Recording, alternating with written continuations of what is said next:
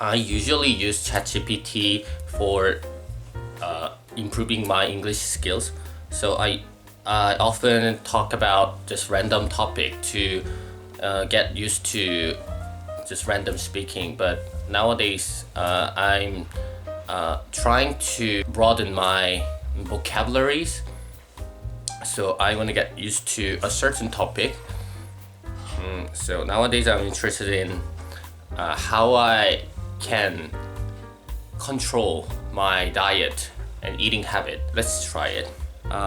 Nowadays, I'm suffering from fixing my eating habit. So can you suggest any question to figure out what is my fundamental problem?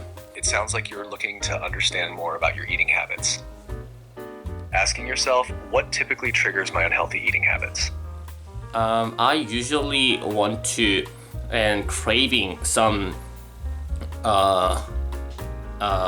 sweet or other high-calorie food after exercise. I'm quite skinny, so I've heard a lot of suggestions that I have to eat a lot to gain weight. It sounds like you're dealing with a couple of challenges there. After exercise, craving high-calorie foods can be your body's way of trying to replenish energy. To balance this, you might consider having healthier options on hand that are also satisfying, like fruit with nut butter or a protein smoothie. As for the pressure to eat more because you're skinny, it's important to focus on nourishing your body with what it needs rather than just eating more calories. Whenever I feel stressed, I usually become unreasonable and just like chase and crave something unhealthy food.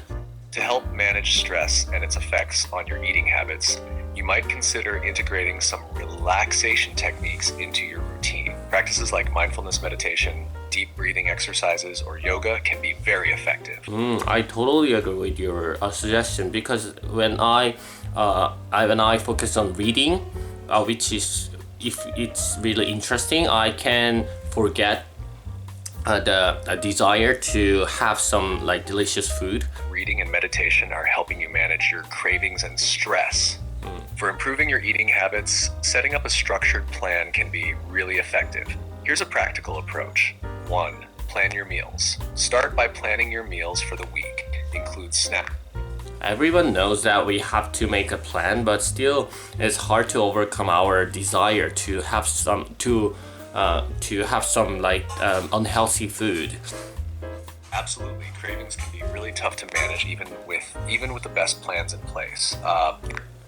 If I get to know the mechanics about what happened in my brain. When you experience cravings, especially for unhealthy food, several things are happening in your brain. 1. Dopamine release. Your brain releases dopamine in response to pleasurable activities, including eating tasty foods. This neurotransmitter plays a big role in the brain's reward circuit. When you eat foods high in sugar or fat, they trigger a strong release of dopamine, making you feel good and often leading to a desire to repeat the behavior. 2.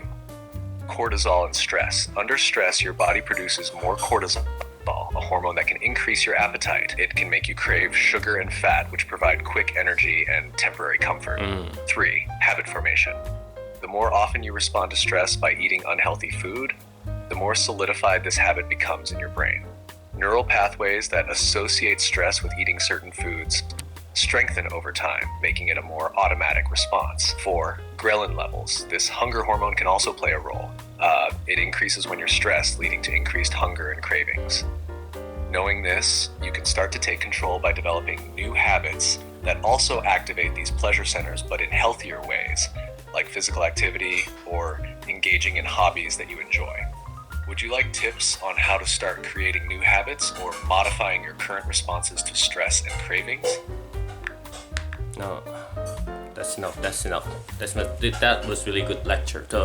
So to put it short, if when we have like delicious food, sweets or other food, our brain release dopamine, and also when our brain release like cortisol or stress, we have stress, like we are are craving some like high calorie food.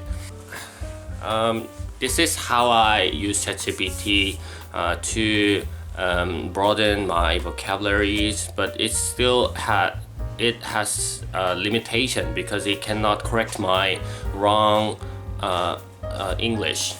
I'm still making lots of grammar mistakes, but it can just understand what I want to say because it's really smart. So, but after this conversation, I can see what I said and also what ChatGPT said, like this script. So I can review my mistake as well, and which is really good for language learning, I think. So not for English learner, but also Korean learners. I think it's quite useful because ChatGPT is also good at Korean as well. So that's about it. See you next time.